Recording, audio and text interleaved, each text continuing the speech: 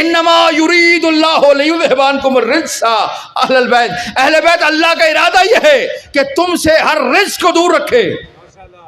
رجس کو، رجس کی معنی گناہ، رجس کی معنی نجاست، رجس کی معنی فعل کبھی، رجس کی معنی حرام، رجس کی معنی مردار، رجس کی معنی بدبودار شے.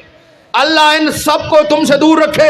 اب ذرا دل پہ ہاتھ رکھ کر اطمینان سے عدل سے بتا دیجئے، جس سے گناہ دور ہو، نجاست دور ہو، برے افعال دور ہو، وہ معصوم ہوتا ہے یا غیر معصوم ہوتا ہے؟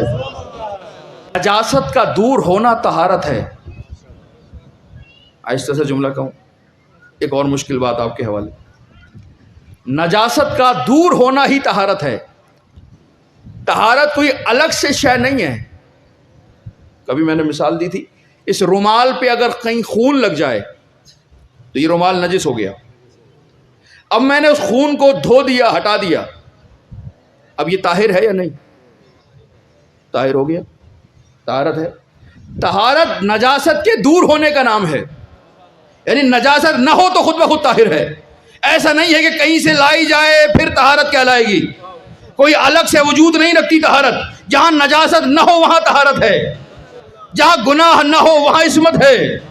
نجاست کا نہ ہونا طہارت ہے. آیت میں کمال یہ ہو رہا ہے، انما یرید اللہ لیذھب عنکم الرجس، اہل بیت اللہ نے تم سے ہر نجاست کو دور کیا ہے. وَيُطَہِّرَکُم، تمہیں طاہر رکھا ہے. تطہیرا، صرف طاہر نہیں رکھا، طہارت کے مقام کمال پہ رکھا ہے. مالک جو بات، جو مفہوم ایک لفظ سے مل رہا ہے کہ رجس دور ہوا، طہارت تو خود بخود آ گئی. الگ سے اب کیوں کہہ رہا ہے یطہرکم؟ قرآن اضافی الفاظ بیان نہیں کرتا. قرآن نے اگر کہا ہے تو کوئی راز ہے اس کے اندر. مالک نجاست کا دور ہونا ہی طہارت ہے. اب یطہرکم کیوں کہہ رہا ہے؟ اب تطہیرہ کیوں کہہ رہا ہے؟ جب ایک مرتبہ نجاست دور ہے تو یہ طاہر ہے، بات مکمل ہو گئی تھی. یہ پھر یطہرکم کہہ کے دوسری مرتبہ طہارت کا ذکر کیا، تطہیرہ کہہ کے تیسری مرتبہ طہارت کا ذکر کیا. ایک مرتبہ طاہر کہا تو کیا کافی نہیں تھا؟ یہ 3 مرتبہ طاہر کیوں کہہ رہا ہے؟ کہ اس لیے کہہ رہا ہوں کیوں میں قرآن میں عیسیٰ کی ماں کو بھی طاہرہ کہہ چکا ہوں. یا مریم ان اللہ اصطفاکے وطہرکے واصطفاکے علی نساء العالمین، اے مریم اللہ نے تجھے طاہر کیا. میں مریم کو طاہرہ کہہ چکا. اگر فاطمہ کو بھی صرف ایک مرتبہ طاہر کہوں تو دونوں کی طہارتیں برابر ہو جائیں گی. اسی لیے میں نے 3 مرتبہ طہارت کا اعلان کر کے بتا دیا.